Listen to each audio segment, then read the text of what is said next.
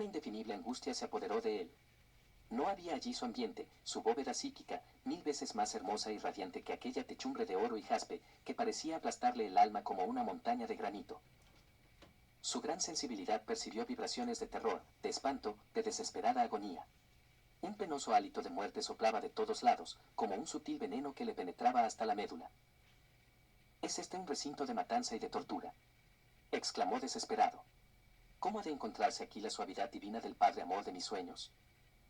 Vio un libro abierto sobre el atril, donde el sacerdote de turno debió leer en la última reunión. Era el Deuteronomio, o libro de los secretos, atribuido a Moisés.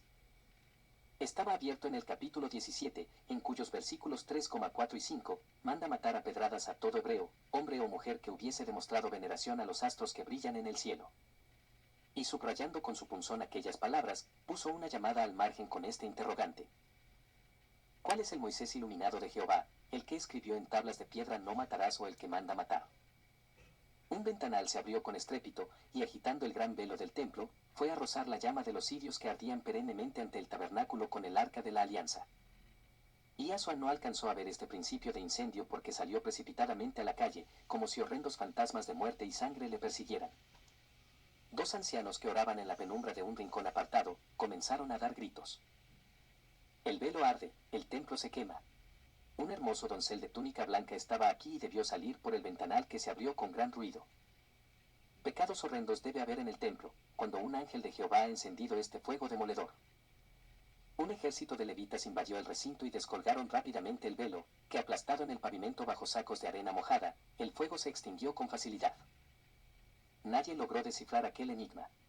Para los sacerdotes de turno, era evidente que alguien estuvo en el recinto de las asambleas, puesto que en el libro abierto en el atril, habían escrito la misteriosa y terrible pregunta en que tan mal parada quedaba la ley dada por Moisés. Los 716 fariseos y gentes devotas hicieron un ayuno de 7 días para aplacar la cólera de Jehová por los pecados de los sacerdotes, causa sin duda de aquel desventurado accidente. Un descanso de 2 días en Jerusalén permitió a Iaso entrevistarse con sus amigos Nicodemus, José, Nicolás y Gamaliel, que eran los dirigentes de la escuela de divina sabiduría ya conocida por el lector.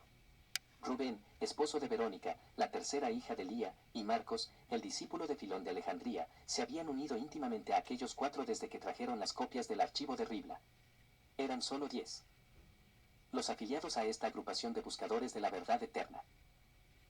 Comprendieron que la pasada borrasca tuvo por causa la indiscreción de algunos, que sin estar por completo despiertos a la responsabilidad que asumían al afiliarse, no pudieron resistir la hora de la prueba. También los dirigentes se culparon a sí mismos de inexperiencia en la recepción de adeptos, que en esta clase de estudios nada significa el número sino la capacidad intelectual y moral.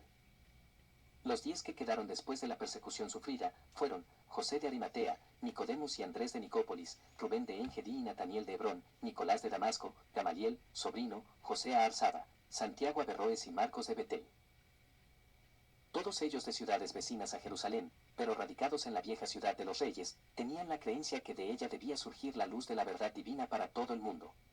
Eran asimismo hombres de estudio que estaban al tanto de las doctrinas de Sócrates y Platón sobre Dios y el alma humana, y que mantenían correspondencia con la escuela alejandrina de Filón y con las escuelas de Tarsis, de donde surgió Pablo, años más adelante. A esta creencia suya se debe el que se empeñaran en mantener allí su escuela de divina sabiduría y arrostraran los riesgos en que debía tenerles necesariamente la vetusta capital, donde imperaba el clero más duro e intransigente que han conocido aquellas edades. Llamaron a sus reuniones cabal, palabra hebrea que significa convocación. Nuestro Iaso concurrió al cabal 2 veces antes de pasar a Betlehem, punto terminal de su viaje.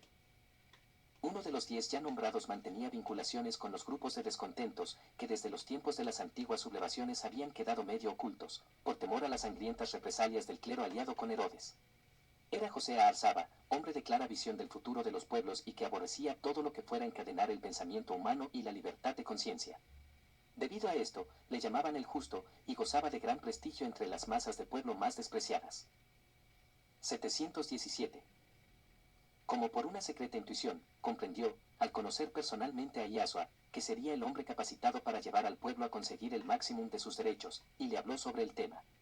Bien puesto es que llevas el nombre de justo, le contestó el joven maestro, pues veo que tienes el alma herida por las injusticias sociales. Soy demasiado joven para tener la experiencia que es necesaria en esta clase de asuntos, pero te diré lo que pienso sobre el particular. Paréceme que hay que comenzar por preparar a las masas para reclamar sus derechos con éxito, esto es, instruirlas en la verdadera doctrina del bien y de la justicia. El hombre, para ocupar su lugar en el concierto de la vida universal, debe saber en primer lugar quién es, de dónde ha venido y hacia dónde va. Debe saber su origen y su destino, lo cual lo llevará a comprender claramente la ley de solidaridad, o sea, la necesidad absoluta de unión y armonía entre todos, para conquistar juntos esa estrella mágica que todos anhelamos, la felicidad. Esta es la obra que hace en silencio la fraternidad esenia, por medio de sus terapeutas peregrinos que van de casa en casa curando los cuerpos enfermos y las almas afiebradas o decaídas. Me figuro, José Arzaba, que te debates en medio de innumerables almas consumidas por esta fiebre o abatidas por el desaliento. Bebe él.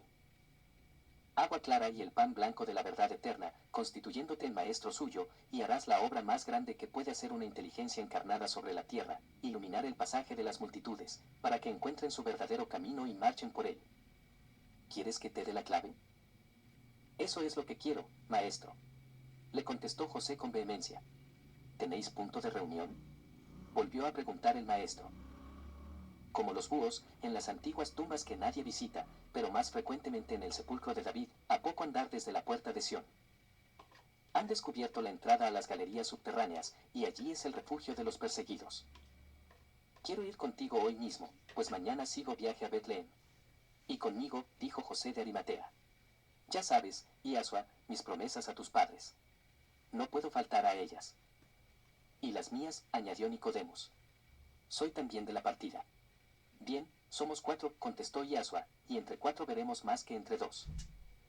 Al atardecer de ese día y cuando ya comenzaba la quietud en la vetusta ciudad, salieron los 4 amigos en dirección a la tumba de David, que 718. Era un enorme acumulamiento de bloques de piedra sin arte alguno, y ya cubierto de musgo y de hiedra. Quien lo hizo, no debió tener otra idea fija, que la de construir un sepulcro inmensamente grande y fuerte, capaz de contener toda una dinastía de muertos de la estirpe davídica. Solo había en la bóveda principal 8 o 10 sarcófagos, visibles solo por una mirilla practicada en la losa que cerraba la entrada a esa cámara. La sala de los embalsamamientos estaba vacía, y las galerías contiguas también. Los candelabros y las lamparillas de aceite, listas para encender, denotaban bien a las claras que aquel enorme panteón daba entrada más a vivos que a muertos. Pero esto a nadie podía extrañar, pues había viudas piadosas que tenían como una devoción la costumbre de alumbrar las tumbas de personajes cuyo recuerdo permanecía vivo en el pueblo. Eran además tiempos demasiado agitados y difíciles para que las autoridades romanas o judías se preocupasen de un antiguo panteón sepulcral, máxime cuando Herodes el ambicioso Idumeo prohibió con severas penas que se reconstruyesen tumbas de los reyes de Israel, hasta tanto que él mandara construir un soberbio panteón de estilo griego para su propia sepultura, a donde serían trasladados los sarcófagos reales. A pocos pasos de la inmensa mole de rocas y hiedra, le salió al encuentro una ancianita con una cestilla de flores y pequeñas bolsitas blancas con incienso, mirra y aloe. Se acercó a José Arzaba que conocía, y haciendo como que le vendía, le dijo. No pude avisar a todos, pero hay más de un 100 esperando. José tomó algunas bolsitas y ramilletes a cambio de unas monedas, y luego de observar que nadie andaba por aquel árido y polvoriento camino, se hundió seguido por sus amigos, entre los pesados cortinajes de hiedra que cubrían por completo la tumba. La puertecita de la galería subterránea se cerró detrás de ellos. Un hombre joven, de franca y noble fisonomía, era quien hizo de portero. Y Iasua observó que aquel rostro no le era desconocido, mas no pudo recordar al pronto donde podía haberle visto. Tanto él como sus 3 compañeros iban cubiertos con los mantos color de nogal seco que usaban los terapeutas peregrinos. En la sala de los embalsamamientos encontraron una multitud de hombres ancianos y jóvenes, sentados en los estrados de piedra, y hasta en los bordes del acueducto seco que atravesaba el recinto funerario. Una lámpara de aceite y algunos cirios de cera alumbraban a medias aquella vasta sala de techumbre abovedada, porque las luceras abiertas en lo alto de los muros estaban completamente cubiertas de hiedra y musgos. La sensibilidad extrema de Iasua percibió de inmediato como un 719. Hálito de pavor, de espanto, de suprema angustia bajo aquellas bóvedas sepulcrales, donde las sombras indecisas y animadas por el rutilar de la llama de los cirios, hacía aparecer un doble de sombra a todos los cuerpos vivos e inertes. Los grandes cántaros y ánforas que en otros tiempos habrían contenido vino de palmera y los aceites aromáticos, los cubiletes donde se depositaban los utensilios para el lavado de los cadáveres, hasta ser esterilizados debidamente para el embalsamamiento, los caballetes en que se colocaban las tablas cubiertas de blanco lino para las envolturas de estilo, en fin, cuanto objeto allí había, proyectaba una sombra temblorosa sobre el blanco pavimento, dándoles aspecto de vida en aquel antro de silencio y de muerte. De pie Iaso en medio de la sala, con su oscuro manto caído ya de sus hombros, y solo sujeto en su brazo derecho dejando ver la blanca túnica de los maestros esenios, aparecía como el personaje central de un cuadro de obscuras penumbras, con solo aquella claridad que atraía todas las miradas. Su alta y fina silueta, su extremada juventud, la perfección de líneas de aquella cabeza de arcángel y la inteligencia que fluía de su mirada, causaron tal asombro en aquella ansiosa multitud de perseguidos, que se hizo un silencio profundo. José Arzaba lo interrumpió con estas palabras. He cumplido mi palabra, amigos míos, como debe cumplirla todo hombre sincero que lucha por un ideal de justicia y de libertad. Aquí tenéis al hombre de que os había hablado. Sé que os asombra su extremada juventud, sinónimo de inexperiencia en las luchas de la vida. Estamos reunidos en la tumba de David, vencedor de Goliat cuando apenas había salido de la adolescencia, y coronado rey mientras apacentaba los corderillos de su majada. Esta coincidencia no buscada puede ser una promesa para nuestro pueblo vejado y perseguido por usurpadores y negociantes, vestidos de púrpuras sacerdotales o de púrpuras reales. Vosotros decidiréis. El hombre que les abrió la entrada se destacó de en medio de aquella silenciosa multitud y acercándose a Iaso rodeado por sus 3 amigos, le observó por unos momentos. Estos 2 son doctores de Israel, dijo aludiendo a José de Arimatea y a Nicodemus, les he oído hablar en el templo y en las sinagogas más notables de la ciudad. A este maestro niño no le he visto nunca, pero el mirar de esos ojos no miente, porque todo le está diciendo la verdad. Viva Samuel profeta, que dio rey a Israel. Que viva y salve a su pueblo. 720. Fue un grito unánime cuyo eco corrió en prolongado sonido por la sala y galerías contiguas. Mientras tanto, Iaso observaba en silencio todas aquellas fisonomías, espejo, para él, de las almas que las animaban. No os hagáis ilusiones respecto a mi persona, amigos míos, dijo por fin. He venido hacia vosotros porque sé que padecéis persecuciones a causa de vuestras ansias de justicia, de libertad y de paz, esa hermosa trilogía, reflejo de la inteligencia suprema que gobierna los mundos. Mas, no creáis que me impulse ambición alguna de ser dirigente de multitudes que reclaman sus derechos ante los poderes civiles, usurpados o no. Soy simplemente un hombre que ama a sus semejantes, porque reconoce en todos ellos a hermanos nacidos de un mismo origen y que caminan hacia un mismo destino, Dios amor, justicia, paz y libertad por encima de todas las cosas. Las mismas ansias de liberación y de luz que os hace exponer vuestras vidas a cada instante, vive y palpita en mi ser con una fuerza que acaso no sospecháis, no obstante yo vivo en tranquilidad y paz, buscando el bien que anhelo por otro camino que vosotros. Vosotros veis vuestro mal, vuestra desgracia, vuestros sufrimientos, surgiendo como animalejos dañinos de un soberano que usurpó el trono de Israel, y su horrible latrocinio quedó en herencia a sus descendientes. Los veis en el poderío romano, cuyas ansias de conquista le atrajo hacia estas tierras, como a la mayoría de los países que forman la civilización actual. Pero vuestro verdadero mal no está en todo eso, según el prisma por el cual yo contemplo la situación de los pueblos, sino en el atraso intelectual y moral en que los pueblos viven, preocupados solamente de acrecentar sus bienes materiales y dar así a su cuerpo de carne la vida más cómoda y halagüeña que puede imaginarse. Son muy pocos los que llegan a pensar en que el principio inteligente que anima los cuerpos tiene también sus derechos a la verdad y a la luz, y nadie se los da, antes al contrario, se busca el modo de que no los conquiste jamás. ¿No habéis pensado nunca en que la ignorancia es la madre de toda esclavitud? Pensadlo ahora, y poned todo vuestro esfuerzo en luchar contra la ignorancia en que vive la mayoría de la humanidad, y habréis puesto al hombre en el camino de conseguir los derechos que con justicia reclama. Bien veis, que todas las rebeliones, los clamores, los tumultos, no han hecho más que aumentar la nómina de vuestros compañeros sacrificados al hacha de los poderosos, sin que hayáis conseguido dar un paso hacia la justicia y la libertad. Ni en las sinagogas, ni en el templo, se pone sobre la mesa el pan blanco de la verdad divina. 721. Debe cada cual buscarlo por sí mismo y ponerlo en su propia mesa, al calor santo del hogar, de la familia, como el maná celestial caído en el desierto y que cada cual recogía para sí. ¿Cuántos sois vosotros? 132, se oyeron varias voces. Bien, Son 132 hogares hebreos o no hebreos, que comerán el pan de la verdad y beberán el agua del conocimiento divino que forma a los hombres fuertes, justos y libres, con la santa libertad del Dios Creador que los hizo a todos iguales, llevando en sí mismos los poderes necesarios para cumplir su cometido en la tierra. ¿De qué y por qué viven los tiranos, los déspotas, los opresores de los pueblos? De la ambición de unos pocos y de la ignorancia de todos. Demos al hombre de la actualidad la lámpara de la verdad eterna encendida por el Creador para todas las almas, y haremos imposibles las tiranías, los despotismos, abortos nefandos de las fuerzas del mal, predominante por la ignorancia de las multitudes. Pero decid, maestro, ¿quién nos sacará de la ignorancia si en el templo y en la sinagoga se esconde la verdad? Preguntó la voz del hombre que les abrió la puerta al entrar. Yo soy un portavoz de la verdad eterna, contestó Yahshua, y como yo, están aquí estos amigos que lo son también y al lado de ellos, otros muchos. ¿Os reunís en el panteón sepulcral del rey David para desahogaros mutuamente de vuestros anhelos, rotos en pedazos por la prepotencia de los dominadores? Continuad reunidos para encender la lámpara de la divina sabiduría, y preparaos así a las grandes conquistas de la justicia y de la libertad.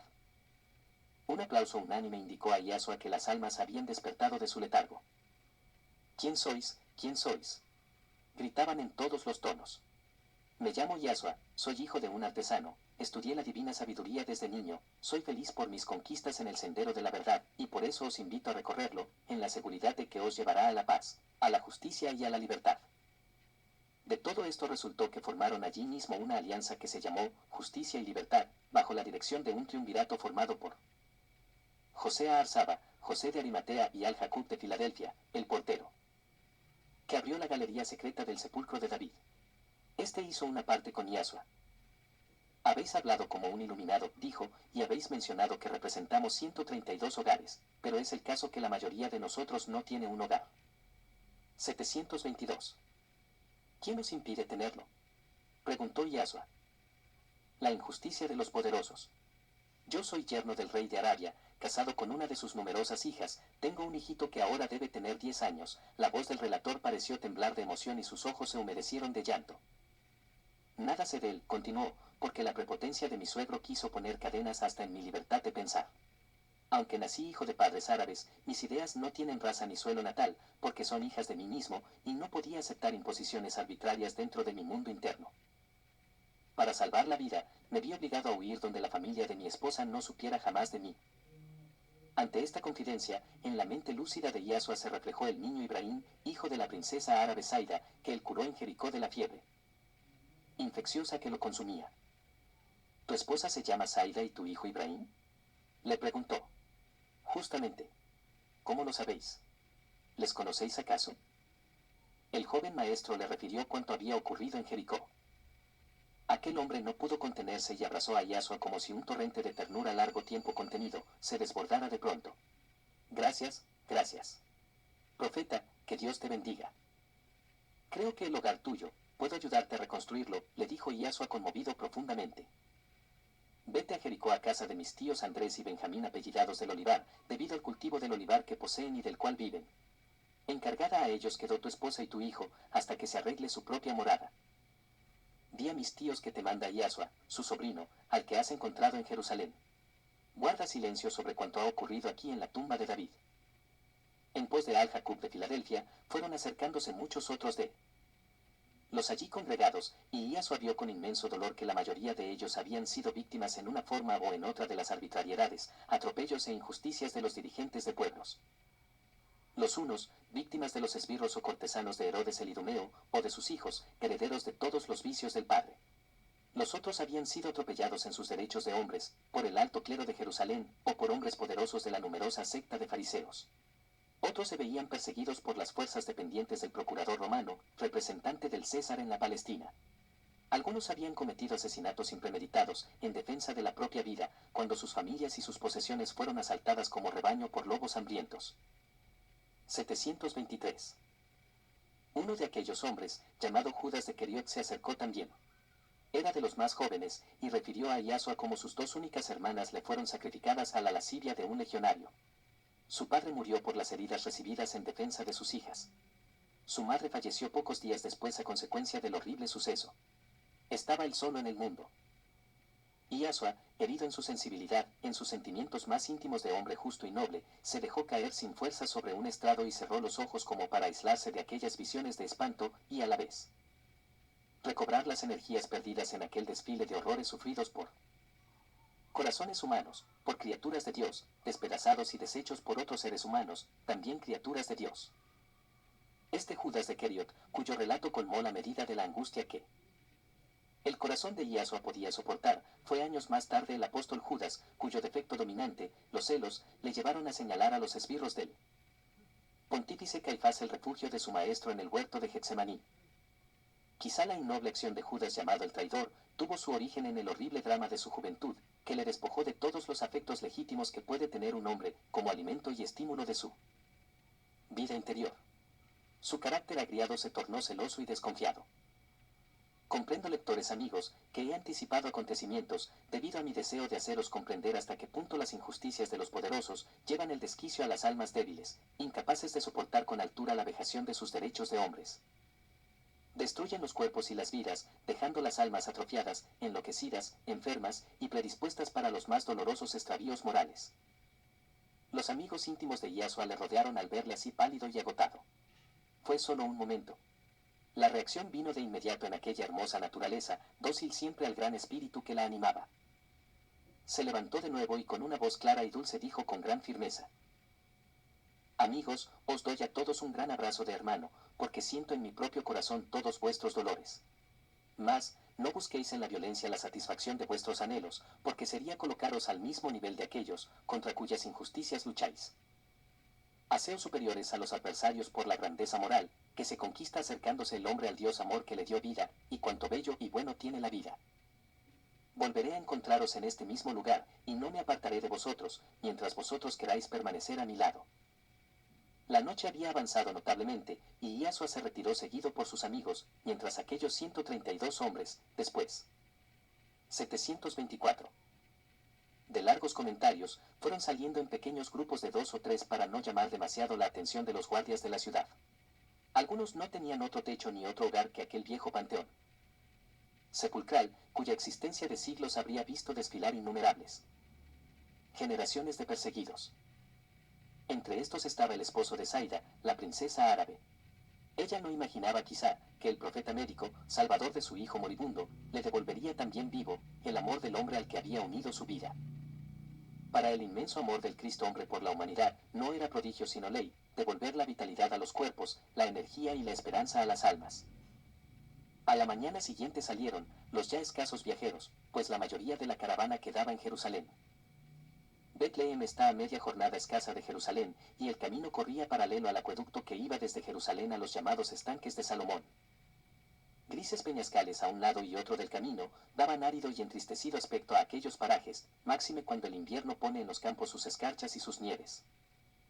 El viajero no encuentra belleza alguna para solaz del espíritu contemplativo, que se encierra en sí mismo a buscar en las actividades de su mundo interno, las bellezas que no encuentra en el exterior. Aquellos peñascales llenos de grutas sepulcrales cubiertos de enmarañados zarzales y secos arbustos, eran en general la angustia del viajero que hasta Berseba debían recorrerlo forzosamente. Solo para Iasua, ungido del amor eterno, aquel camino ofrecía un gran interés. La proximidad de la piscina de Siloé poblaba aquellas grutas de enfermos de todas clases, a los fines de acudir a las aguas que llamaban milagrosas, cuando el viento cálido del desierto las agitaba y removía. La tradición antigua a este respecto decía que un ángel bajaba de los cielos a agitar las aguas que en una hora precisa se tornaban curativas de todas las enfermedades. Tal era la creencia vulgar de aquel tiempo. El hecho real era que aquellos remansos que siglos atrás fueron muy profundos, eran alimentados en épocas determinadas por una subterránea filtración que venía desde los grandes peñascales del Mar Muerto, donde en épocas muy remotas existían volcanes en erupción. Se habían apagado en el exterior, pero en las profundidades de las montañas continuaban su vida ígnea, que desahogaban su enorme caloría por aquella filtración de agua subterránea que iba a estancarse en la piscina de Siloé. Al recibir el torbellino de aguas hirvientes que desde las entrañas de la 725 roca ígnea venían con espantosa fuerza, las aguas de la superficie se agitaban naturalmente ante la mirada atónita de las gentes. Es bien sabido que las aguas termales son curativas para muchas enfermedades. Tal era la razón de que los peñascales grises y áridos de aquel camino estuviesen siempre poblados de enfermos de toda especie. Los terapeutas peregrinos, sin pretender luchar con el fanatismo de las gentes que veían un ángel de Dios en la agitación de las aguas, se ocupaban piadosamente de ayudar a los enfermos a entrar a las aguas medicinales cuando aparecían agitadas, que era cuando tenían más alta temperatura. Los enfermos, que aparte de serlo, sufrían también abandono y miseria, salían de ordinario al paso de la caravana en busca de piedad de los viajeros.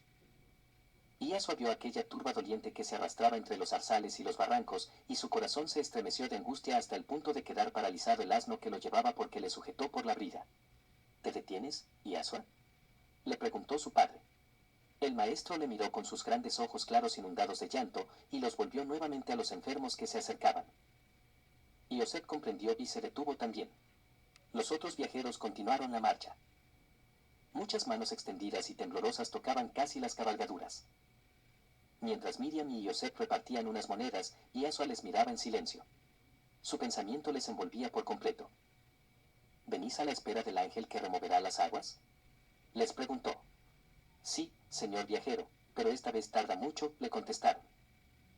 El Señor de los cielos y de la tierra tiene la salud de los hombres en su mano y la da a quienes le aman, con ángel o sin ángel que remueva las aguas, dijo el maestro. Entrad a la piscina ahora mismo y decid, Padre nuestro que estás en los cielos. Por tu amor quiero ser curado del mal que me aqueja. Yo os aseguro que estaréis sanos a la hora nona. ¿Y vos, quién sois?, preguntaron. Pensad que soy el ángel del Señor que esperáis y que se os presenta en carne y hueso para deciros, el Señor quiere que seáis sanos. Y siguió su viaje, dejando a aquellas pobres gentes con una llamarada de esperanza en el alma. El lector ya comprenderá que a la hora indicada por Iasua, todos aquellos enfermos estaban libres de sus dolencias. Poco después nuestros viajeros entregaban las cabalgaduras a la caravana y entraban a Betlehem donde eran esperados por el Cana, Sarai. 726. Los tres amigos, Alfeo, Josías y Eleazar, por encima de cuya firme amistad. Habían pasado 20 años desde la noche gloriosa en que el Verbo de Dios llegó a la vida física. Sus familias rejuvenecidas en los nietos ya adolescentes y jovenzuelos. Parecían un pequeño vergel de flores nuevas que rodeaban a los vetustos cedros, bajo cuya sombra se amparaban. El mayor de todos ellos, el Cana, estaba aún fuerte y vigoroso, como si aquellos 20 años no hicieran peso alguno en su organismo físico. Tenía en su hogar una parejita de nietos de 16 y 18 años de edad, Sarai y Elcanim. Eran los nombres de los abuelos transformados en diminutivo. Alfeo tenía consigo 3 nietos varones, y había recogido además una hermana viuda, Ruth, para que le hiciera de ama de casa, pues recordará el lector que era viudo. Josías, viudo, también, tenía a su lado una nietecita de 12 años, Elizabeth, una prima anciana que tenía 2 hijos y una hija. Y por fin Eleazar, el de la numerosa familia, con varios de sus hijos ya casados y ausentes, solo tenía a su lado al menor, Efraín, 2 años mayor que Iasua, y una hermana viuda con 2 hijos de 8 y 10 años. Tal era el grupo de familiares y amigos que esperaban a los viajeros en la vieja ciudad de David. ¿Cuántos recuerdos tejieron filigrana en la mente de los que, 20 años atrás, estuvieron íntimamente unidos en torno al niño luz que llegaba? Dejamos a la ardiente imaginación del lector, la tarea muy grata por cierto, de adivinar las conversaciones y el largo y minucioso noticiario que se desarrolló en la gran cocina comedor del Cana, al calor de aquella hoguera alimentada con gruesos troncos, allí mismo donde en la gloriosa noche aquella habían bebido juntos el vino de la alianza, mientras el recién nacido dormía en el regazo materno, su primer sueño de encarnado. Iasua se les aparecía ahora a sus 20 años, como una visión de triunfo, de gloria, de santa esperanza. Su aureola de profeta, de maestro, de taumaturgo, casi les deslumbraba. Sabían toda su vida, habían seguido a distancia todos sus pasos, guiados siempre por la piedad y la justicia para todos. Era un justo que encerraba en sí mismo los más hermosos poderes divinos. Era un profeta. Era un maestro. Era la misericordia de Dios hecha hombre. Era su amor eterno hecho corazón de carne, que se identificaba con todos los dolores humanos. Y este gran ser había nacido entre ellos, y ahora le tenían nuevamente al cumplir sus 20 años de vida terrestre. 727. Solo sintiendo en alma propia las profundas convicciones que ellos sentían, podemos comprender las emociones profundas, el delirante entusiasmo y amor que debieron sentir aquellas buenas familias betlehemitas junto a Iasua, al volver a verle en medio de ellos a los 20 años de su vida. Visitó las sinagogas, que eran 4, y en ellas no encontró lo que su alma buscaba. La letra muerta de los libros sagrados aparecían como el cauce seco de un antiguo río. Faltaba luz, fuego, faltaba alma en aquellos fríos centros de cultura religiosa y civil. Los oradores hablaban con ese miedo propio de un pueblo invadido por un poder extraño. Ajustaban sus disertaciones a los textos que menos se prestaban para los grandes vuelos de las almas. Siempre el Jehová colérico, fulminando sus imperfectas criaturas y conminándolas con terribles amenazas al cumplimiento del deber. ¿Y el amor del Dios que yo siento en mí mismo, dónde está? Preguntaba Yasua dialogando consigo mismo. Y desesperanzado, desilusionado, salía al campo a buscar entre la aridez de los peñascos cubiertos de seca hojarasca el amor inefable del Padre Universal. En la misma tarde del día que llegó a Betlén, cuando él volvía de su visita a las sinagogas, se encontró con una agradable sorpresa, la llegada de un esenio del monte Corantana que venía de paso para Septópolis, a incorporarse al pequeño grupo que había quedado en aquel santuario recientemente restaurado. La casa de Elcana era como el hogar propio, donde los solitarios encontraban siempre, junto con el afable hospedaje, las noticias más recientes del Mesías y de sus obras apostólicas. La situación misma de la casa de Elcana, muy cerca a la explanada donde entraban las caravanas, y cuyo inmenso huerto de olivos y nogales llegaba hasta el camino, la hacía el lugar más apropiado para reuniones de personas que no deseaban llamar la atención. El esenio recién llegado era samaritano de origen, gran amigo del servidor del santuario devastado, y los solitarios del Cuarantana lo enviaron como contribución viva a su restauración. El encuentro inesperado los hizo felices a entrambos. Desde los 12 años de Yasua no se habían visto. Y habían ocurrido tantas cosas. Una larga confidencia entre ambos hizo comprender a Yasua hasta qué punto la fraternidad esenia secundaba la idea divina, hecha ley de amor para esa hora de la humanidad. Este esenio, cuyo nombre era Isaac de Sichar, llevaba a la Palestina la misión de transmitir a los santuarios y a los esenios diseminados en familias un mensaje de los 70 ancianos de Moab. 728. Lo habían recibido en Monte Nebo, en la gruta sepulcral de Moisés, en el último aniversario del día que el gran vidente recibió por divina inspiración los 10 mandamientos de la ley eterna para la humanidad terrestre. Siendo así que Elcana, Sara y los 3 amigos Josías, Alfeo y Eleazar eran esenios de grado tercero, que estaban presentes Miriam y Yosef, que lo eran también, y con la presencia material del hombre luz, nada más justo que iniciar en Betlén el cumplimiento de aquella misión. El anuncio pasó discretamente por los hogares esenios de la ciudad, para que al anochecer acudiesen los jefes de familia a la casa de Elcana a escuchar el mensaje de los 70. El gran cenáculo apareció lleno en 2 filas, alrededor de la larga mesa de encina cubierta del tapiz de púrpura que solo aparecía en las grandes solemnidades de la casa de Elcana, considerado como un hermano mayor entre los esenios betlehemitas. Lo que era Yosef en Nazaret, era Elcana en Betlehem, el hombre justo y prudente, cuya clara comprensión y dotes persuasivas habían encontrar una solución pacífica y noble a todas las situaciones difíciles que le eran consultadas por sus hermanos de ideales. Reunidos, pues, en su cenáculo 42 esenios jefes de familias, se inició la asamblea con la lectura del capítulo 5 del Deuteronomio, donde Moisés recuerda al pueblo hebreo el mensaje de Jehová, los 10 mandamientos eternos que forman la ley. Esta lectura la hizo Yasua por indicación de Isaac, que inmediatamente después les dirigió estas breves palabras. Os hemos reunido aquí, para que escuchéis un mensaje de los 70 ancianos de Moab, a cuyo retiro llegan los ecos de las luchas y dolores de este pueblo escogido por Dios, para la gran manifestación de su amor en esta hora de la humanidad. Oídlo, pues. A nuestros hermanos de la tierra de promisión. Paz y salud. Nuestro Dios, Padre universal de todo lo creado, nos ha hecho llegar por celestial mensajero su divina voluntad en esta hora solemne y difícil que atravesamos. La eterna inteligencia designó a nuestro pueblo, habitante de este país, para ser en esta hora la casa nativa de su enviado divino, de su Verbo eterno, instructor de esta humanidad. Designación honrosa sobremanera, y a la cual debemos responder con una voluntad amplia, clara y precisa, sin claudicaciones de ninguna especie, si no queremos atraer sobre nosotros las consecuencias terribles para muchos siglos, que nos traería la disociación con la eterna idea. 729. El gran templo espiritual formado en esta hora con los pensamientos de amor de todos los que conocemos el gran secreto de Dios, está conmoviéndose por falta de perfecta unidad entre todas las almas, y este gravísimo mal debe ser remediado de inmediato antes que venga un derrumbamiento parcial, que pondría en peligro el equilibrio de la vida física y de la obra espiritual del gran enviado que está entre nosotros.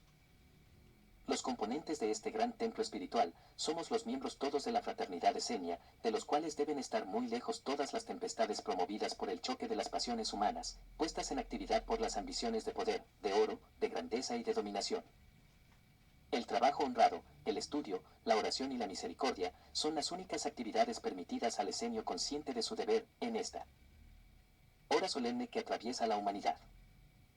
Cuidad, pues, que vuestro espíritu generador de vuestros pensamientos, no de entrada en sí mismo, a los odios que nacen naturalmente en las almas que participan de las luchas por conquistar los poderes y grandezas humanas. Si así no lo hiciereis, sabed que perjudicáis inmensamente a la realización de la idea divina en medio de nosotros, y que toda demora, todo atraso y desequilibrio que por esa causa pueda venir, vosotros seréis los responsables, y sobre vosotros caerán las consecuencias para muchas edades futuras. Pensad que al ingresar a la fraternidad esenia, habéis dejado de ser turbamulta ciega e inconsciente. Se os ha dado una lámpara encendida, y no podéis alegar que vais a oscuras por vuestro camino. Pensad que por el amor se salvará la humanidad, y no deis cabida en vosotros al odio, contra unos u otros de los que luchan por la conquista de los poderes y grandezas humanas. Son como perrillos que pelean por roer un mismo hueso, y no sois vosotros quienes podréis ponerlos de acuerdo. Dios Padre hará surgir a su hora, quien lleve a la humanidad ciega hacia su verdadera grandeza. Dos corrientes contrarias avanzan a disputarse el dominio de las almas, la material y la espiritual. La primera dice, el fin justifica los medios, y no se detiene ni ante los más espantosos crímenes para conseguir el éxito. La segunda dice, el bien por el bien mismo, y dándose con amor que no espera recompensa, busca el triunfo por la paz y la justicia, pero nunca por la violencia. La fraternidad esenia está, bien lo comprenderéis, en la corriente espiritual que busca el triunfo de la verdad y del amor entre los hombres, en primer término entre los que convivimos en el país elegido por la eterna ley, para hospedar en su seno al Verbo encarnado. 730. Hermanos esenios de la hora solemne, que vio al Cristo divino formando parte de esta humanidad, despertad a vuestro deber, y no derrumbéis con vuestra inconsciencia el templo espiritual cuya edificación ha costado muchos siglos de vida oculta entre las rocas a los profetas hijos de Moisés. Sabed ser más grandes que los que buscan serlo por el triunfo de sus ambiciones y de su soberbia, tenebroso camino, al final del cual se encuentra el abismo sin salida. Recogidos en vuestro mundo interno, consagrados al trabajo honrado y santo que os dan el pan, a las obras de misericordia en que florece el amor de los que saben amar, a la oración, que es estudio de las obras de Dios y unificación con Él, descansad en paz y no alteréis vuestros pensamientos, ni manchéis con lodo vuestra túnica, ni con sangre vuestras manos. Solo así habitará el Señor en vuestra morada interna, y Él será vuestro guardián, vuestra abundancia, salud y bien para todos los días de vuestra vida, y para los que dejéis en pos de vosotros después de vuestra vida. Que la luz de la divina sabiduría os lleve a comprender las palabras que os dirigen con amor vuestros hermanos. Los 70 ancianos de Moab. Un gran silencio llenaba el cenáculo de la casa de Elcana a la terminación del mensaje de los 70. Cada uno de los que lo escucharon llamó a cuentas a su propia conciencia, y algunos se encontraron culpables de haber participado indirectamente en las luchas por conquistar sitios estratégicos, donde otros podían recoger oro y placeres, y más, de haber dado cabida en sí mismos a pensamientos de odios en contra de los que habían llevado al pueblo hebreo a la triste situación en que se encontraba, dominación romana que le exigía pesados tributos, dominación de reyesuelos extranjeros usurpadores, del gobierno en contra de la voluntad popular, dominación de un clero ambicioso y sensualista que había hecho un mercado de las cosas de Dios y de su templo de oración. Qué gran purificación debieron tener los esenios de aquella hora, para hacerse superiores a las corrientes de aversión y de odio en contra de tal estado de cosas. Pero ese odio, justificado hasta cierto punto, entorpecía la cooperación espiritual en la obra de redención humana del gran misionero de la verdad y del amor, y los 70 reclamaban por este entorpecimiento, que podía traer desequilibrios presentes, y grandes males para el futuro. Pasado este gran silencio en que las almas se habían sumido, como si hubieran sido llamadas al supremo tribunal de Dios, Isaac de Sichar el esenio mensajero de los 70, invitó a Yasua a que expusiera. 731. Su pensamiento a la vista de sus hermanos, a fin de que les sirviera de orientación en esa hora de perturbaciones ideológicas y sociales. Y el joven maestro se expresó así. Creo que aún no es llegada la hora de que yo me presente a mis hermanos como un maestro, pues que aún estoy aprendiendo a conocer a Dios y a las almas, creaciones suyas. Me falta aún tanto por saber. Fecundos fueron estos 20 años de vida, debido a la abnegación y sabiduría de mis maestros esenios, y a la solicitud infatigable de todos los que me han amado, pero ya que tanto lo deseáis, os expondré mis puntos de vista en los actuales momentos. El hombre dado a la vida del espíritu con preferencia a la de la materia, debe mirar todos los acontecimientos como mira un maestro de alta enseñanza a los niños que comienzan su aprendizaje. Les ve obrar mal en pequeñas o grandes equivocaciones. Les ve darse golpes o trabarse en luchas por la conquista de un juguete, de una golosina, de un pajarillo que morirá en sus manos, de un objeto cualquiera que le entusiasma por un momento, y que luego desprecia porque su anhelo se ha fijado en otro mejor. Pero su yo interno permanece sereno, inalterable, sin permitir que encarne en él la ardorosa pasión, madre de odios infecundos y destructores. Bien veo que en nuestro pueblo fermenta sordamente un odio concentrado contra la dominación romana, contra reyes ilegítimos, contra un sacerdocio sin más ideales que el comercio vil de las cosas sagradas. Tan grandes y dolorosos males son simples consecuencias de la ignorancia en que se ha mantenido a este pueblo, como a la mayoría de los pueblos de la actual civilización. Una fue la enseñanza de Moisés y de los profetas, y otra muy diferente se dio como orientación a los pueblos. Moisés dijo, amarás al Señor Dios tuyo, por encima de todas las cosas, y al prójimo como a ti mismo. Y el pueblo ve que en los atrios mismos del templo se ama el oro y el poder, por encima de todas las cosas, que se castiga con penas y torturas terribles a los acusados de faltas en que incurren a diario, los que se hacen jueces de sus hermanos indefensos, que los poderosos mandatarios viven en un festín eterno, y el pueblo que riega la tierra con el sudor de su frente, carece hasta del pan y la lumbre bajo su mísero techo.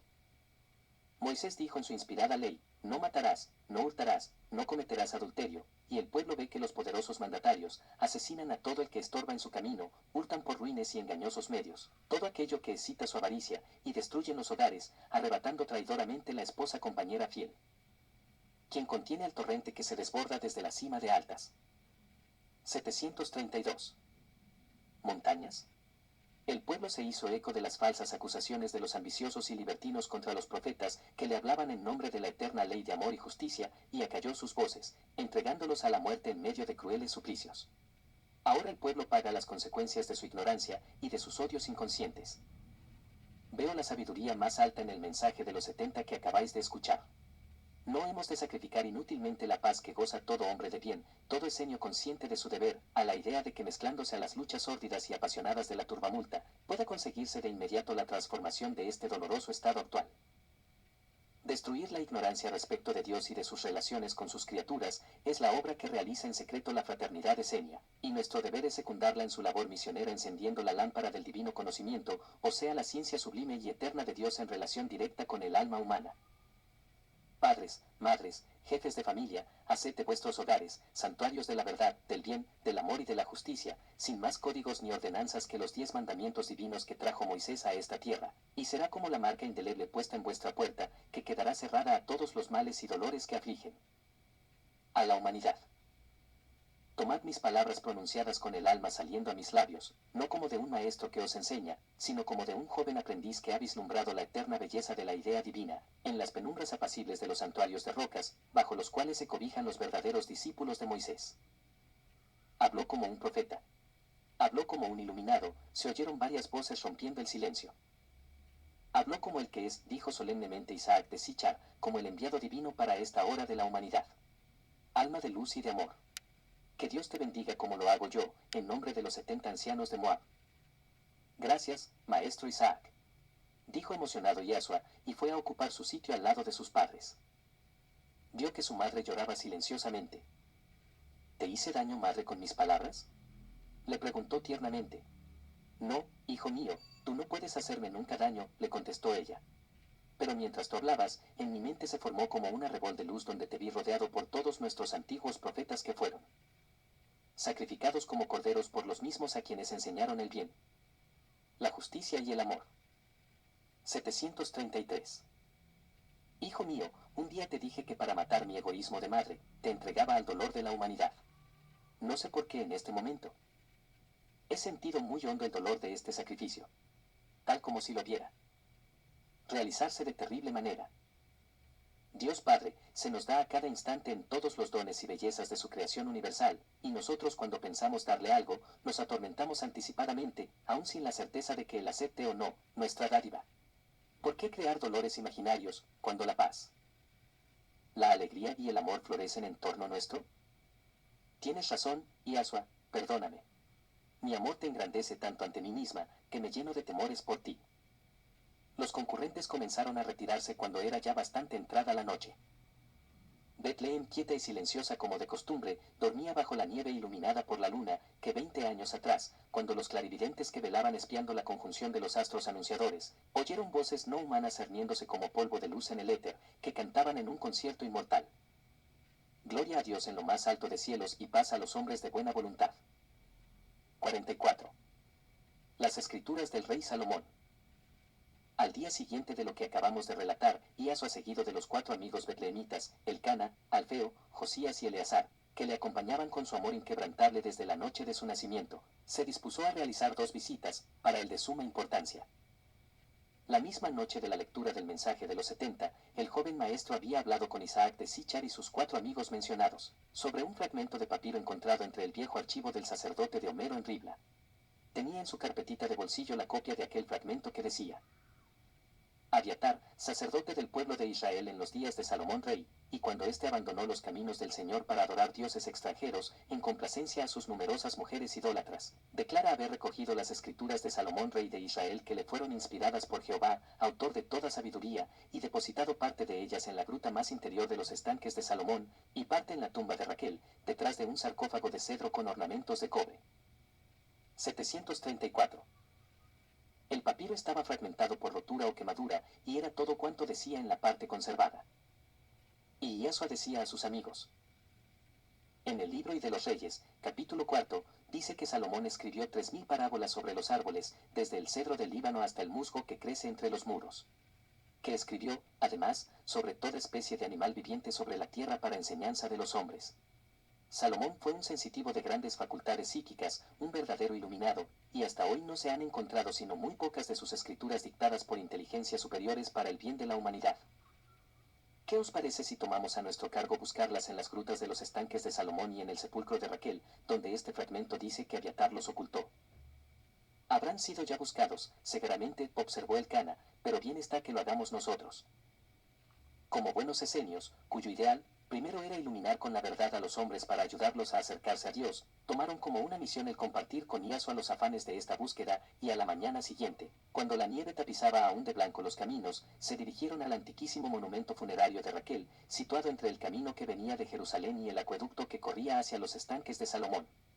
Estaba a poco andar, y 1 hora de viaje saltando entre pedruscos y nieve, les puso ante el vetusto panteón sepulcral de la virtuosa mujer, amada por el patriarca Jacob más que a todas las cosas de la tierra. La gran losa que cerraba la entrada principal, que solo se abría cuando se entraba un nuevo sarcófago, no podían ni pensar en removerla. Pero los grandes monumentos funerarios tenían siempre una entrada pequeña por donde salían las aguas usadas para la limpieza de los cadáveres cuando eran embalsamados. Comprendieron, desde luego, que debían buscarla hacia el acueducto que corría a pocos pasos. Y en efecto, la encontraron cubierta de una gruesa capa de tierra y hierbas que habían crecido sobre ella. Como casi todos los monumentos funerarios de los hebreos, este estaba construido utilizando un enorme trozo de montaña, en forma que hacia el camino de Jerusalén a Betlehem, aparecía la edificación de bloques de piedra blanca, o sea 2 grandes columnas flanqueando la puerta coronada por un fragmento de cúpula adosado a la roca. La hiedra y la nieve tenían todo cubierto como un informe montón de verde y blanco, que no dejaba de ostentar una rústica belleza. En el pavimento de la sala principal había una fosa con altos bordes. 735. De piedra labrada y pulida, encima de cuya tapa, también de piedra blanca, se leía en escritura hebrea antigua, Raquel hija de Labán y esposa de Jacob. En diversos huecos abiertos horizontalmente en el muro o en la roca del fondo había unos 10 sarcófagos más. De esta sala principal y hacia atrás, existían otros 2 compartimentos que eran grutas naturales de la montaña, aunque algo pulimentadas y trabajadas por la mano del hombre. Había allí una mesa, especie de dolmen de piedra, pues era una gran plancha de roca gris puesta sobre 2 trozos de roca igual, algunos cubiles, cántaros y bancos de piedra. Varios candelabros y cirios enormes en la sala principal, que se hallaban diseminados en desorden por las grutas, lo cual demostraba que habían entrado personas poco respetuosas hacia los mudos habitantes de aquella fúnebre morada. Lo primero que hicieron fue buscar el sarcófago de cedro con incrustación de cobre. Estaba allí sumido en el fondo de uno de los huecos, casi por completo cubierto de polvo y telas de araña. Lo sacaron, pero en el hueco detrás de él, nada aparecía más que grumos de tierra, musgos, pequeños insectos. Observaron que las junturas habían sido antes abiertas y volvieron a abrirlo. Bajo una capa de menudo polvo, aparecieron varios cofrecitos labrados en madera de olivo, unos rollos envueltos en piel de búfalo y atados con trenzas de cáñamo, y unos trozos de caña taponados con madera en los extremos. Una profunda emoción se apoderó de los buscadores. Encontraban, en vez de los manuscritos buscados, objetos que aparecían como valores ocultados en momentos de suprema angustia. Examinado todo cuidadosamente, creyeron estar en lo cierto al pensar que todos aquellos valores habían pertenecido a un hijo del rey Sedechías que antes de huir de Jerusalén, camino del desierto, cuando entró Nabucodonosor rey de Babilonia, debió estar oculto en el sepulcro de Raquel. Y lo pensaron así por algunas palabras sueltas grabadas en tablillas de madera o en trozos de tela, como esta que parecía estar dirigida a alguien que obedeciendo a una cita anticipada, decía, espérame que vendré cuando sea entrada la noche y pueda conducir sin peligro a mi padre. Otra escritura hecha con peso betún sobre un trozo de cinta de lino, decía, las catapultas de Nabuzaradán abrieron brechas en los muros. La ciudad no resiste más. Ten aparejados 8 mulos fuertes para Sedechías y sus hijos, y un carro para la reina y su hija. Ebed-Melech, con 30 hombres sacaste a Jeremías profeta de la mazmorra de Melchas. Con 50 saca a tu rey de Jerusalén, que esta noche será del babilónico. Te dejo el oro que he podido traer. Todos quedaron silenciosos. En la mente de Iasua y de sus amigos 736. Diseñaron como en un lienzo blanco los martirios sufridos por el profeta Jeremías, por el solo crimen de haber anunciado al rey Sedechías que la corrupción del pueblo hebreo les traería gravísimos males. El oro se desbordaba como un torrente de la casa del rey para sus príncipes y sus mujeres, mientras el pueblo sufría el hambre y la miseria.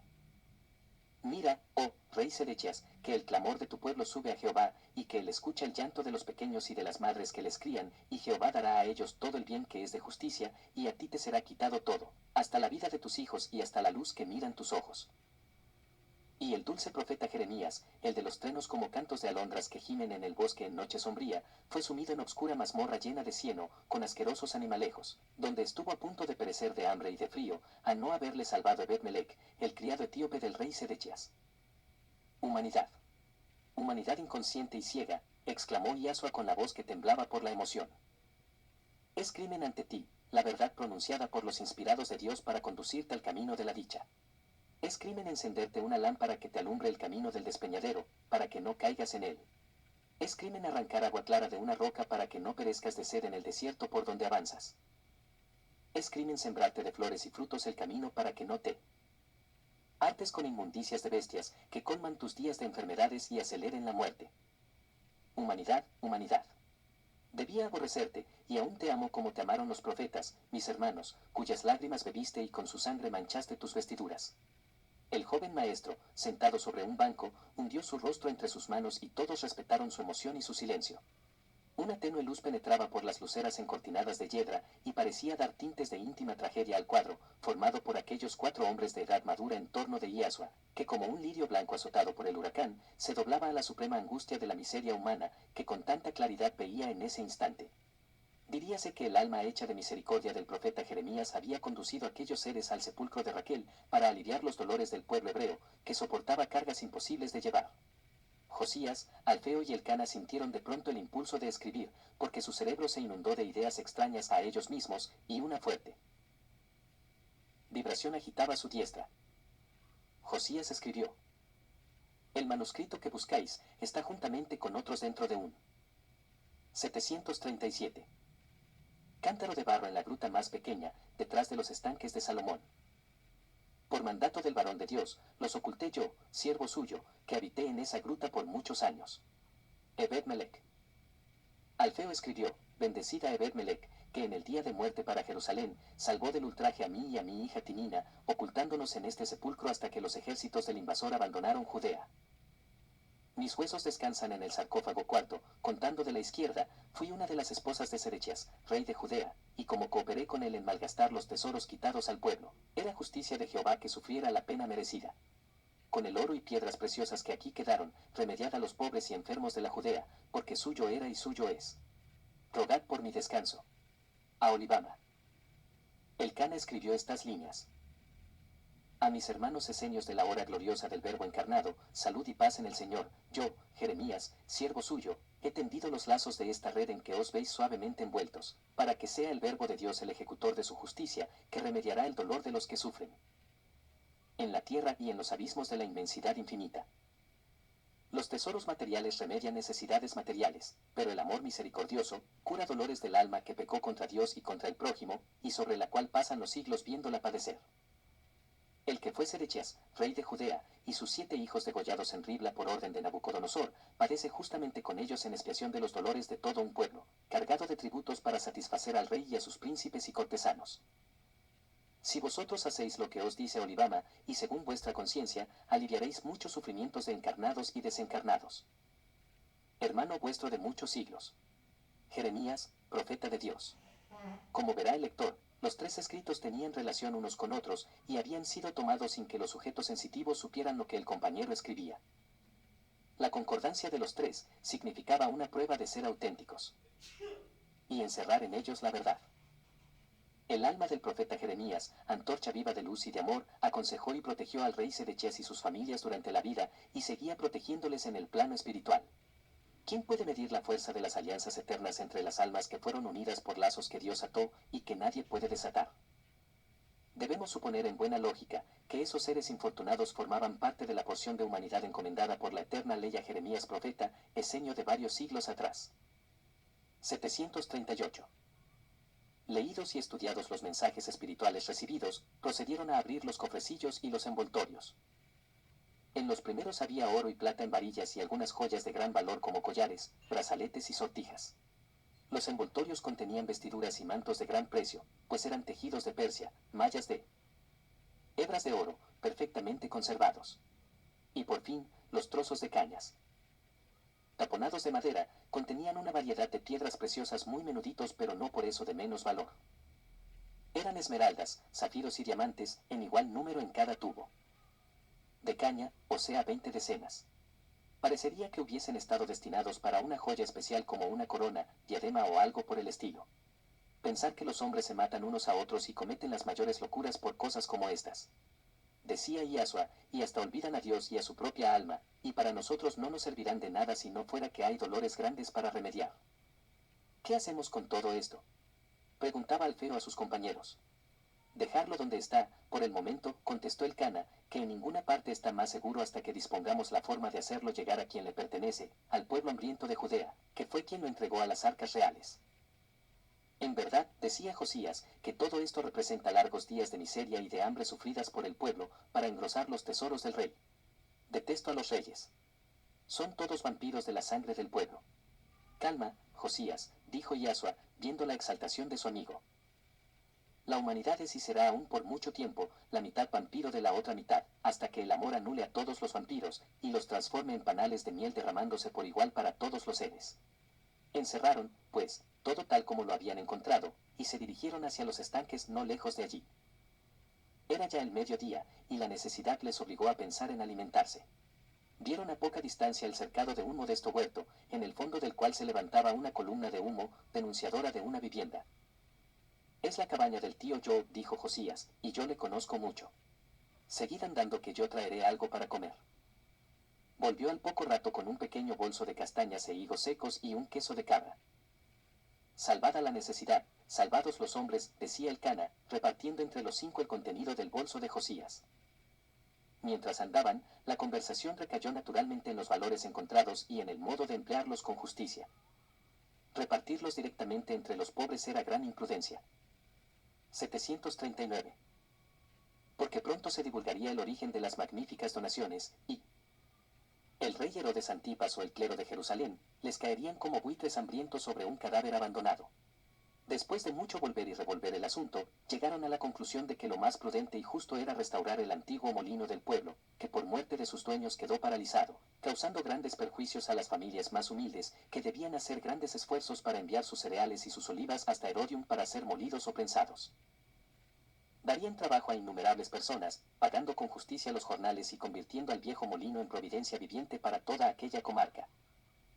Era conocida la amistad que unía como una sola familia a los 4 betlehemitas, y el pueblo no extrañaría que, uniendo esfuerzos, comprasen entre los 4 el molino con el solar de tierra en que estaba construido, y cuanto les era necesario para ponerlo en funcionamiento inmediatamente, ya que tan apremiante era la necesidad.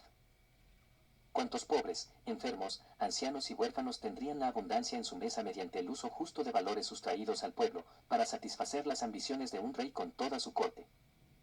Y Asua, para quien era asunto de meditación todo hecho que ponía de manifiesto la miseria humana, decía. ¿Cuántos sedechas hay entre la humanidad, que atesoran bienes materiales, como un pobre amontona ramas secas para encender su mísero fuego, sin que ni siquiera les venga a la mente la idea de que usurpan a sus semejantes los dones que da Dios para todos por igual? Los labriegos siembran el trigo y el centeno, lo cultivan con el sudor de su frente, cuidan como a la niña de sus ojos, sus olivares y sus vides, y solo la mitad ha de ser para sí, y la otra mitad repartida entre el rey y el sacerdocio, que no tienen más trabajo que tomar lo que no han sembrado. La alegría que inundó a los 4 amigos, no es para ser descrita. El Dios amor de los antiguos profetas ponía en sus manos un valioso tesoro con el cual podían hacer la dicha de toda aquella comarca, y esto sucedía cuando el Verbo encarnado estaba entre ellos al cumplir los 20 años de edad. Se veían a sí mismos como Esdras, el profeta de Dios, cuando Ciro, rey de Babilonia, le devolvió todos los tesoros que del templo de Salomón había usurpado Nabucodonosor, antecesor suyo, en la última invasión a la Judea para reedificar la ciudad y templos devastados. No era ni el templo ni la ciudad lo que ellos debían reedificar, sino el antiguo molino para dar pan en abundancia a un pueblo empobrecido por los impuestos y tributos al César, al rey, al clero, que lo devoraban todo. 740. Dejando el hambre y la miseria como huellas dolorosas de su existencia, rodeada de esplendor, de lujo y de vicio. Las almas plenas de ilusión querían correr, volar por el sendero de luz y de amor fraterno que se abría ante ellos, pero el Cana, que era el más conocedor del mundo y de sus alevosas encrucijadas, les decía, no es conveniente dejar traslucir que un fuerte capital respalda nuestra iniciativa, porque los sabuesos reales husmean donde está la presa, y pronto la justicia nos caería encima, desbaratándolo todo. Debemos, pues, hacer ciertas combinaciones por las cuales aparezca como que con nuestros ahorros y sacrificios, hemos conseguido realizar este negocio. Entretenidos en estas conversaciones llegaron a los estanques de Salomón a la primera hora de la tarde. El sol había derretido ya la nieve de los caminos, que se habían tornado pantanosos.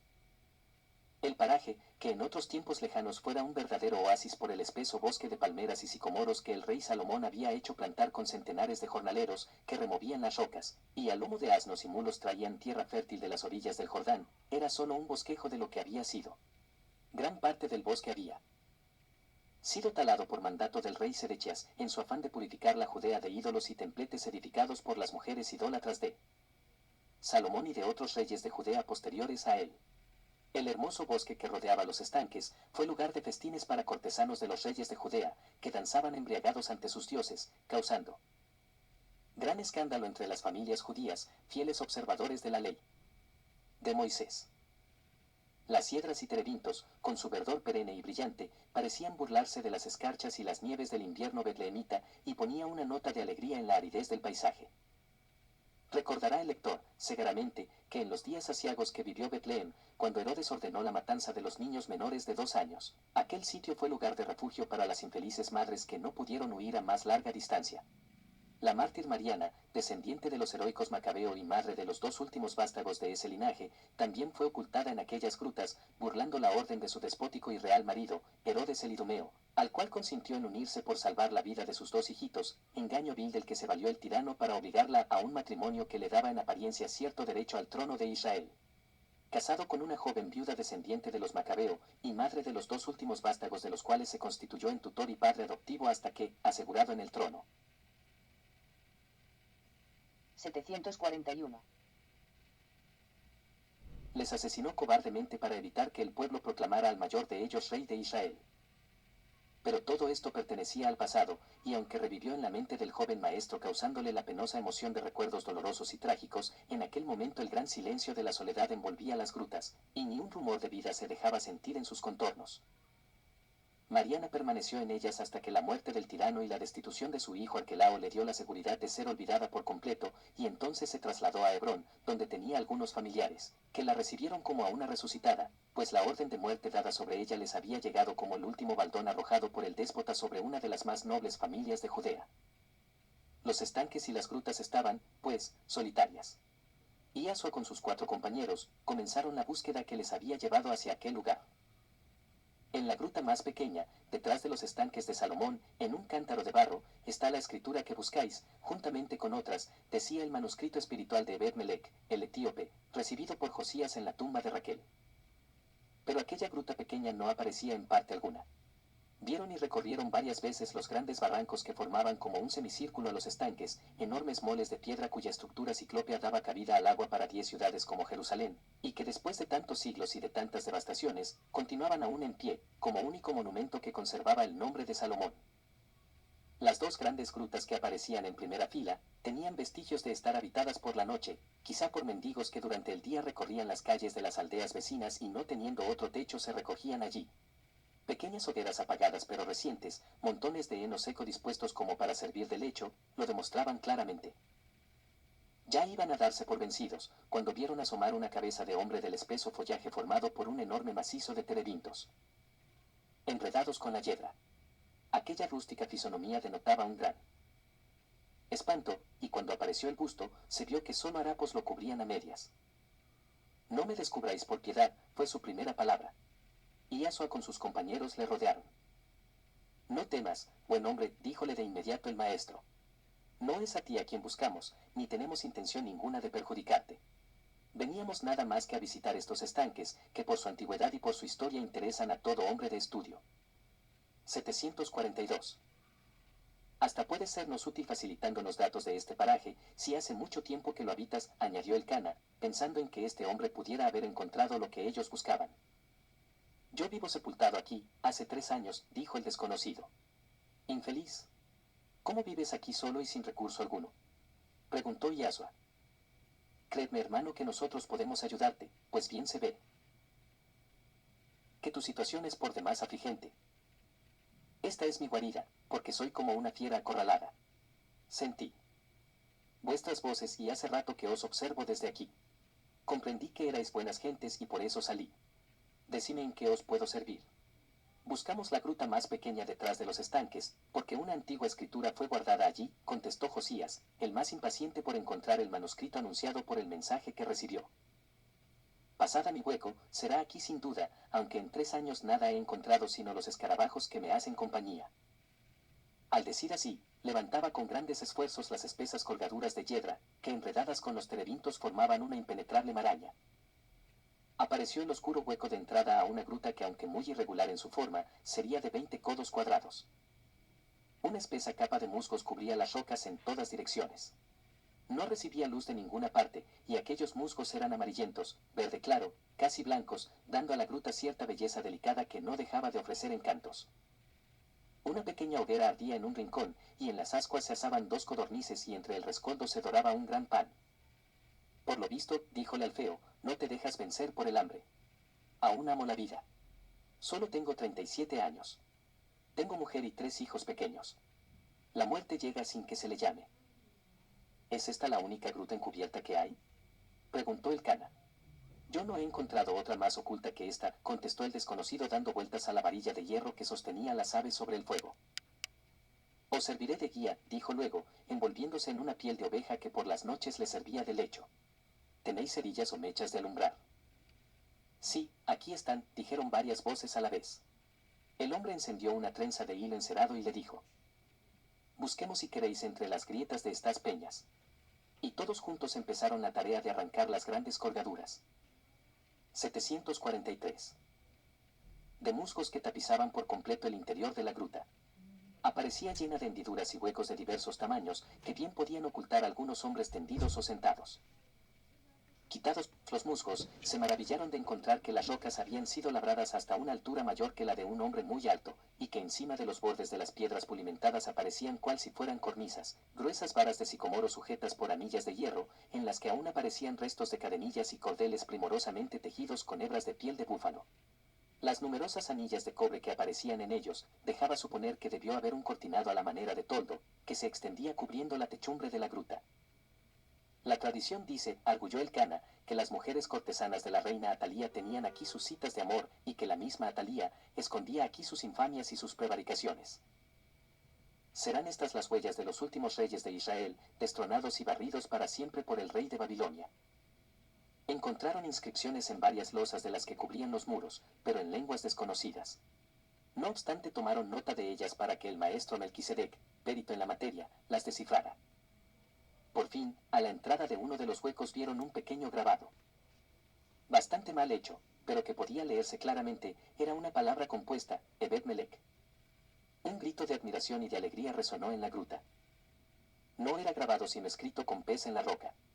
Era el nombre del criado etíope que Jeremías profeta mandó a guardar las escrituras y que sin duda quiso dejar constancia de que estuvo allí. Si no han sido llevadas, aquí debe estar lo que buscamos, dijo Yasua. Todos encendieron mechas y se hundieron en el negro hueco. Bajo una pequeña loma de tierra y pasto apareció el cántaro de barro con su tapa cerrada con pez. Para abrirlo fue necesario romperlo. Un pequeño bolso de tela embreada encerraba el manuscrito buscado. Los 4 amigos y Yasua se dejaron caer en el pasto seco, como abrumados por el hallazgo. Tenías que ser tú, Yasua, la lámpara que descubriera este secreto, dijo el Cana. Bendito sea el Altísimo. Verdaderamente Dios está con nosotros, añadieron los demás. Pensando que la eterna ley ponía en sus manos un nuevo filón de la sabiduría antigua para enseñanza de la humanidad futura. Eran varios los rollos escritos por Salomón y sus epígrafes eran, los cielos de Jehová, la sabiduría de Jehová escrita en árboles y hierbas. 744. El secreto de las montañas, el poema de Saba, reina de Etiopía, trenos de mi salterio. ¿Por qué habrán sido ocultados con tanto afán estos rollos? Preguntaba Josías.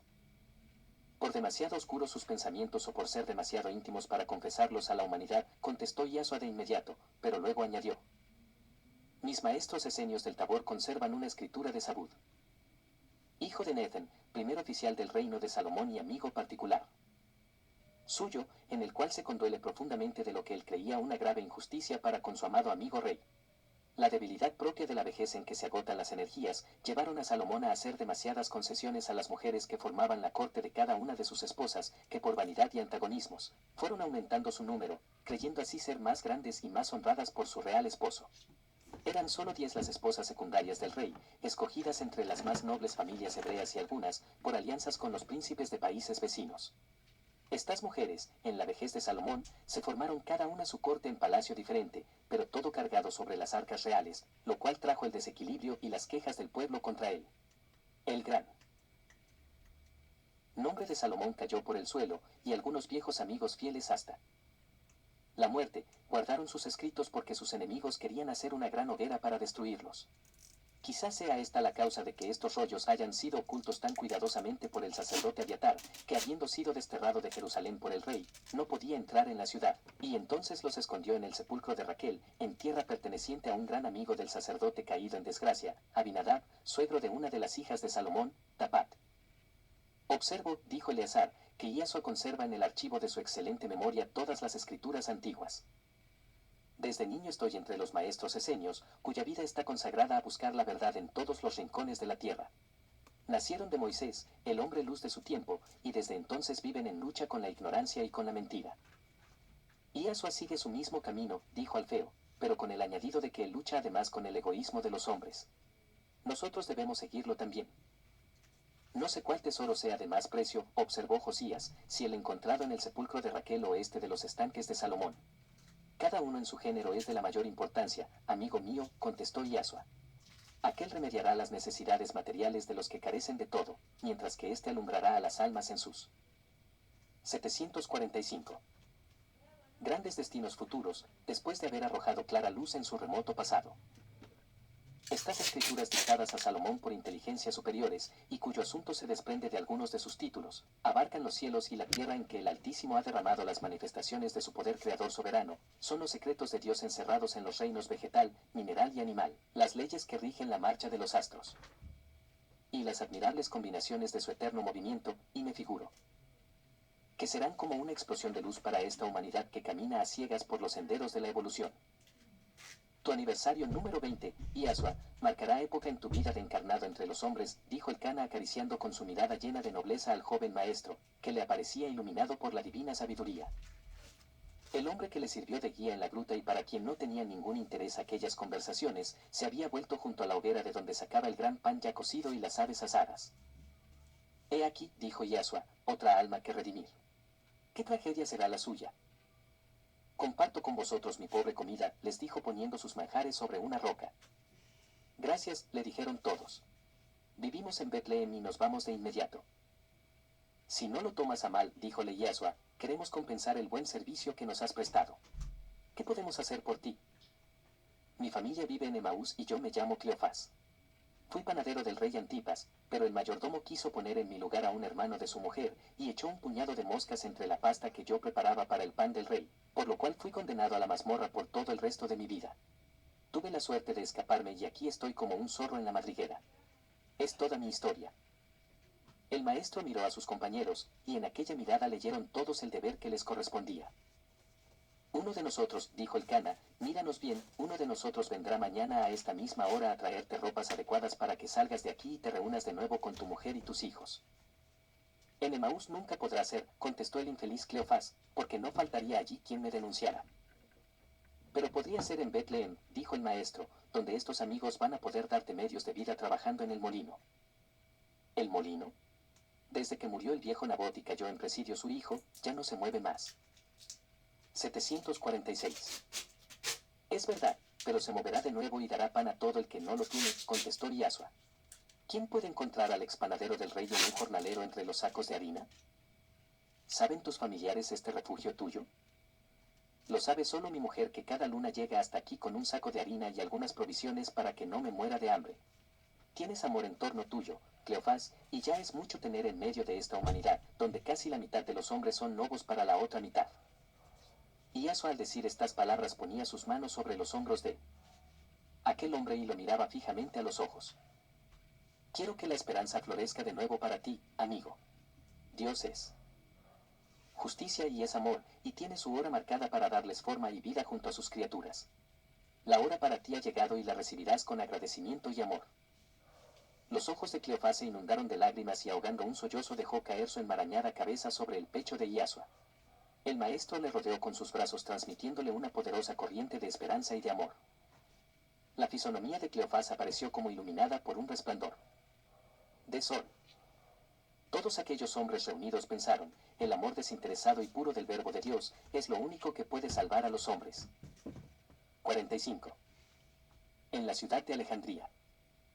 Los amigos de Jerusalén, o sea, José de Arimatea, Nicodemus, Nicolás y Gamaliel, pensaban que Yasua entraba en los 21 años estando en Judea, de cuyo puerto, Gaza, quedaba solo a 3 días de viaje a Alejandría, a donde prometiera a Filón que harían una visita a su escuela.